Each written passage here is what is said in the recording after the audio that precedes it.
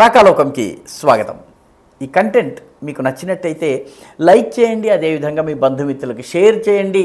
ఇప్పటివరకు మీరు subscribe చేసుకోకపోయినట్టయితే subscribe button screen మీద కనిపిస్తుంది, దాన్ని నొక్కడం ద్వారా మీరు సబ్స్క్రైబ్ చేసుకోవచ్చు. పక్కనే ఉన్న బెల్ ఐకాన్ని నొక్కినట్టయితే మీకు కొత్త వీడియో అప్లోడ్ చేయగానే నోటిఫికేషన్ ద్వారా తెలియజేయటం జరుగుతుంది. మిత్రులారా, తెలంగాణలో అన్నిటికన్నా ఆసక్తికరమైనటువంటి లోకసభ నియోజకవర్గం ఏదన్నా ఉన్నట్లయితే అది హైదరాబాద్ లోక్సభ నియోజకవర్గం.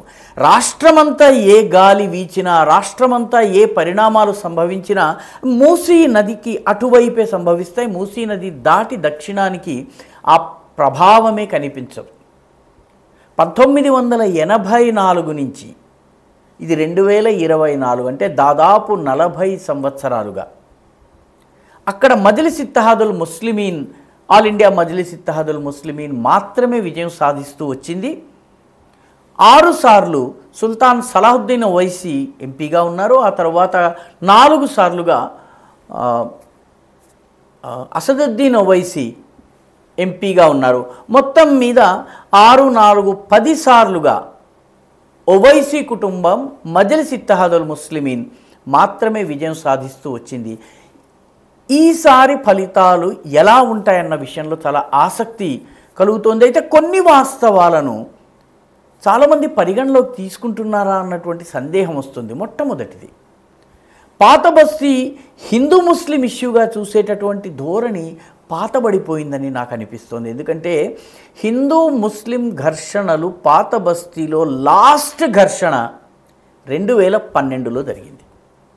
2012 తరువాత అంటే దాదాపు 12 సంవత్సరాల క్రితము మాత్రమే కమ్యూనల్ రైట్ జరిగింది. 12 సంవత్సరాలుగా ఘర్షణలు, ఉద్రిక్తతలు ఉన్నా కూడాను ఒక పూట ఒక ఏరియాకి పరిమితమై కొద్దిసేపు ఉద్రిక్తత ఉండి ఆ తర్వాత టెన్షన్ తగ్గిపోవడం ఇది జరిగింది. అంటే మత ఘర్షణలు సబ్ థ్రెషోల్డ్ లెవెల్లోనే అంతమవుతున్నాయి. 84, 90 ఈ ప్రాంతంలో 1984, 1990 ఈ దశకంలో కమ్యూనల్ రైట్స్ వారాల తరబడి కంటిన్యూ అయినాయి. ఇప్పుడు 2012 last communal right was for 1 day. కాబట్టి మత కల్లోలాలు లేవు. ఇప్పుడు 18 ఇయర్స్ వచ్చి మొట్టమొదటిసారి ఓటు వేస్తున్నటువంటి వ్యక్తి కానీ 25 ఇయర్స్ వరకు వయసు ఉన్నటువంటి వాళ్ళు కానీ మత కల్లోలాల్ని చూడలేదు. కాబట్టి హిందూ ముస్లిం డైనమిక్ పాత బస్తీలో ఏ మేరకు పనిచేస్తుందన్నది ఒక పెద్ద ప్రశ్న. రెండవ మార్పు సంభవించింది. దీనిపైన కూడా చాలామంది దృష్టి పోవడం లేదు. హిందూ ఏరియాస్, ముస్లిం ఏరియాస్ పూర్తిగా వేరువేరు అయిపోయినాయి. 1990, 95, 98 వరకు కూడాను హిందూ ముస్లిం మిక్స్డ్ ఏరియాస్ ఉండేవి. తాలాబ్ కట్ట ఉండేది, భవానీ పురా ఉండేది. ఇటువంటి అనేక ప్రాంతాల్లో హిందూ ముస్లిం షాలిబండ ఏరియా ఉండేది. ఇటువంటి కార్వాన్లో అనేక ప్రాంతాలు ఉండేవి. వీటిలో హిందూ ముస్లిం కామన్ కలిసిమెలిసి ఉండేటటువంటి మిక్స్డ్ కాలనీస్ ఉండేవి. పర్యవసానంగా ఘర్షణలు జరగడానికి, అగ్గి రాజుకోవడానికి, మతకల్లోలం జరగడానికి ఆస్కారం ఉండేది. ఈరోజు there is a total polarisation, ఆ stratification of the Hindu and Muslim votes. Hindu areas ఏవైతే ఉన్నాయో హిందూ ఏరియాస్లో కేవలం హిందువులు ఉంటున్నారు, ముస్లిం ఏరియాస్లో కేవలం ముస్లింలు ఉంటున్నారు. కార్వాన్లోని 1-2 ఏరియాలు, కూర్మగూడ, మాదన్నపేట్ ప్రాంతాలని వదిలేస్తే మీటింగ్ పాయింట్ లేదు హిందువులకి ముస్లింలకి. కాబట్టి ఘర్షణకు సంబంధించిన వాతావరణం లేదు. ఎవరి బ్రతుకులు వారు బ్రతికి ఒకరిపైన ఒకరు దాడి చేసుకునే అవసరం తగ్గింది. కాబట్టి 2012 తరువాత పాత బస్తీ నేరేటివ్ మారింది. ఇది చాలామంది విశ్లేషకులు అర్థం చేసుకోవటం లేదు. మూడవ ముఖ్యమైనటువంటి విషయం ఏంటంటే 2009లో ఈ నియోజకవర్గాన్ని విభజించడం జరిగింది. నియోజకవర్గాల పునర్విభజన చేపట్టినప్పుడు తాండూర్, వికారాబాద్, చేవెళ్ళ ఈ 3 నియోజకవర్గాల్ని పాత బస్తీ నుంచి తొలగించారు. పర్యవసానంగా ఒక పెద్ద హిందూ ఓటర్లు ఉన్నటువంటి 3 నియోజకవర్గాలు చేవెళ్ళ నియోజకవర్గంలోకి, అదేవిధంగా పరిగి మన వికారాబాద్ ప్రాంతానికి ఇలా వెళ్ళిపోవడం వల్ల పాత బస్తీ ఎక్స్క్లూజివ్ ముస్లిం ఓట్లు ఎక్కువగా ఉన్నటువంటి క్షేత్రంగా మారింది. నాలుగు కానీ 2009 కానీ ఎన్నికల్ని కనుక మనం చూసినట్టయితే కాంగ్రెస్కి 2,10,000 2,20,000 ఓట్లు వచ్చేవి, బీజేపీకి 2,70,000 2,80,000 ఓట్లు వచ్చేవి, మజ్లిస్ ఇత్తెహాదుల్ ముస్లిమీన్కి 3,10,000 3,50,000 ఈ రకంగా ఓట్లు వచ్చేవి. అంటే ఈ నియోజకవర్గంలో హిందూ ఓటర్లు ఎక్కువగా ఉన్నటువంటి సమయంలో కాంగ్రెస్ పార్టీ హిందూ ఓట్లను చీల్చే పని చేసింది, బీజేపీ గెలవకుండా చేసింది.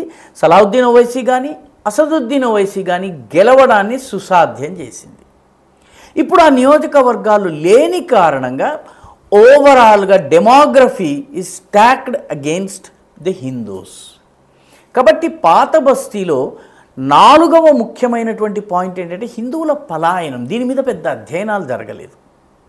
1990వ దశకం నుంచి మొదలుపెట్టి చాలామంది పాత బస్తీకి చెందినటువంటి హిందువులు ముందుగా ఎల్బీ నగర్, ఆ తర్వాత కర్మన్ ఘాట్ ఇటు ప్రాంతాలకు వచ్చారు. అధ్యయనం చేస్తుంటే తెలుస్తున్నది ఏంటంటే ఘటకేసర్ వరకు, నాగారం, దమ్మాయిగూడ ప్రాంతం వరకు పాత బస్తీకి చెందినటువంటి హిందువులు అక్కడ ఉన్నటువంటి బంధుమిత్రులు, అక్కడ ఉన్నటువంటి మిత్రుల సహాయంతో అక్కడికి సెటిల్ కావడము, పిల్లలు చదువుకోవాలని, లేకపోతే రాయట్స్ ఉంటే శాంతి లేదని రకరకాల కారణాలతో ఊరు వదిలి వచ్చారు. ఓటర్ల జాబితాలో కనిపిస్తున్న ఓటింగ్ జరగకపోవడానికి ఇదొక ప్రధానమైనటువంటి కారణం. హిందువుల పలాయనం మీద అధ్యయనం జరగలేదు, వీళ్ళని నిలువరించే ప్రయత్నం లేదు. 5వ ముఖ్యమైనటువంటి పాయింట్ ఏంటంటే పాత బస్తీలో అందరికీ తెలిసినటువంటి హిందూ నాయకులు లేరు. ఇది చాలామంది దృష్టికి రానటువంటి విషయం.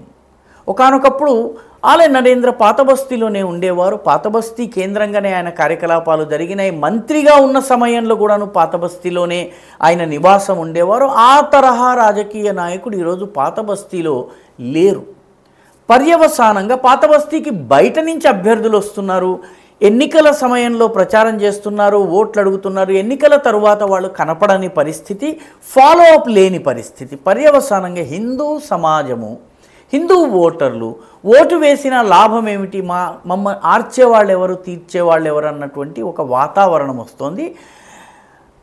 ఈ 5-6 కారణాల వల్ల పాత బస్తీ యొక్క డెమోగ్రఫీ మారింది, పాత బస్తీ యొక్క టొపాగ్రఫీ మారింది, పాత బస్తీకి సంబంధించినటువంటి ఓటర్ల ఆలోచన విధానం మారింది. అందుకనే మీరు జాగ్రత్తగా గమనిస్తే మజ్లిస్ ఇత్తెహాదుల్ ముస్లిమీన్కి సంబంధించిన అభ్యర్థుల మెజారిటీ పెరుగుతూ వస్తుంది, ఓటు శాతం తగ్గుతోంది.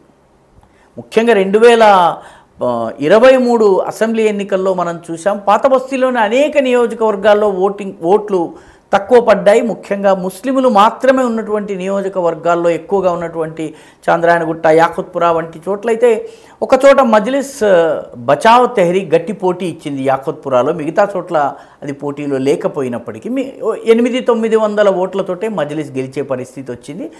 అయితే మజ్లిస్ పట్ల ఉన్నటువంటి ఈ వ్యతిరేకత అసెంబ్లీ స్థాయిలో ప్రతిఫలిస్తుంది కానీ లోకసభ స్థాయిలో కనపడటం లేదు. ఇది చాలామంది దృష్టికి రావడం లేదు. కాబట్టి ఈ 5-6 కారణాలు ఏవైతే ఉన్నాయో వీటిని అర్థం చేసుకోవలసినటువంటి అవసరం ఉంది. పాత బస్తీకి సంబంధించి 1984 1990లో ఏ వాదనల ఆధారంగా అక్కడ ఎన్నికలు జరిగాయో అవి మారినాయి.